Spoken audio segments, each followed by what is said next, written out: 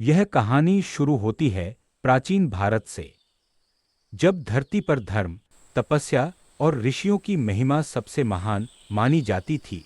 उसी समय जन्म हुआ एक दिव्य कन्या का, जिनका नाम था मां रेणुका। मां रेणुका के पिता थे धर्मप्रिय राजा रेणु। कहा जाता है कि उनका राज्य आज के वाराणसी के आसपास के क्षेत्र में माना जाता है।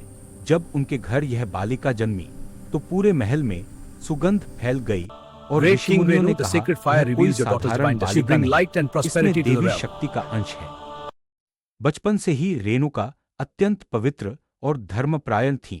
उन्हें प्रकृति से गहरा प्रेम था और वह अक्सर नदी के किनारे बैठकर भगवान का ध्यान करती थीं। जैसे जैसे वह बड़ी हुईं, उनका तेज और तप देखकर लोग समझने लगे कि यह बालिका असाधारण है। समय आने पर उनका विवाह महान ऋषि जमदग्नि से हुआ। विवाह के बाद मां रेणुका अपने पति के साथ आश्रम में रहने लगी और एक तपस्विनी जीवन जीने लगी। कहा जाता है कि उनकी पवित्रता इतनी महान थी कि वह प्रतिदिन नदी की मिट्टी से घड़ा बनाकर पानी लाती थीं और वह घड़ा कभी नहीं टूटता था।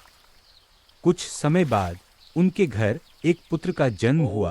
वही पुत्र आगे चलकर भगवान विष्णु का अवतार माने गए, जिनका नाम था भगवान परशुराम।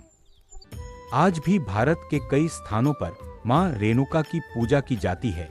विशेष रूप से हिमाचल प्रदेश के सिरमौर जिले में स्थित मां रेणुका जी का मंदिर बहुत प्रसिद्ध है, जहां हजारों भक्त माता के दर्शन करने आते हैं। इसी कारण मां रेणुका को एक महान तपस्विनी और दिव्य माता के रूप में पूजा जाता है, जिनकी कथा आज भी भक्ति, शक्ति और मातृत्व का प्रतीक मानी जाती है।